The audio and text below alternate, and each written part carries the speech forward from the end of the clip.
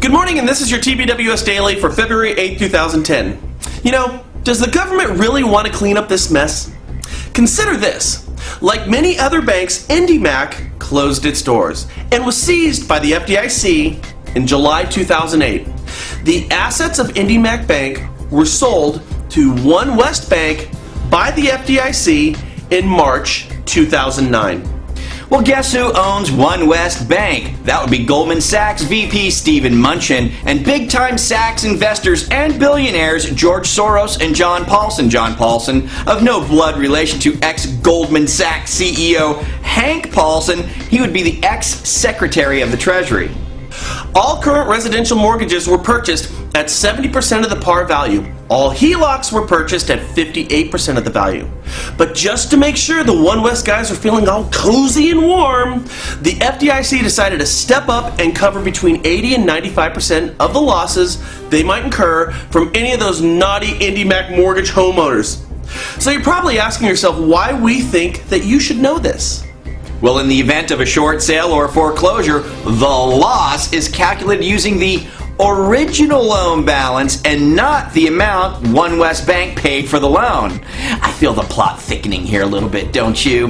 Here's an actual example from a client of one of our TBWS viewers. Now make sure to listen closely because this is going to get your blood boiling.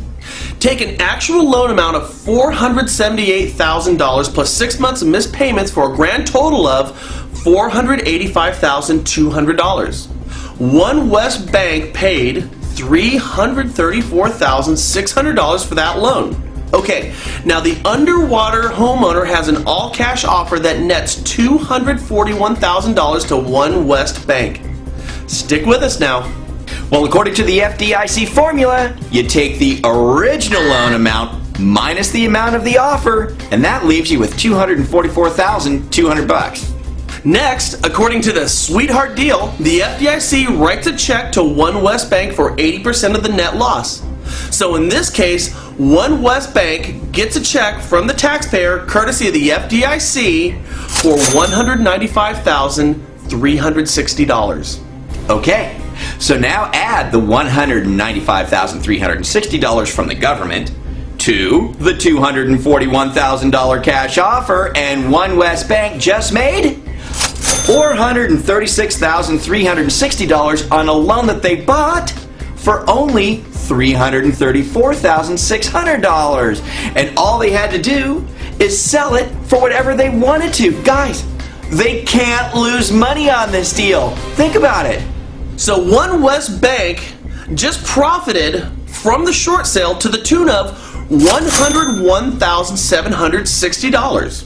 All thanks to the insane arrangement that they have with the FDIC. Hey, whoever said it's good to have friends in high places wasn't kidding around.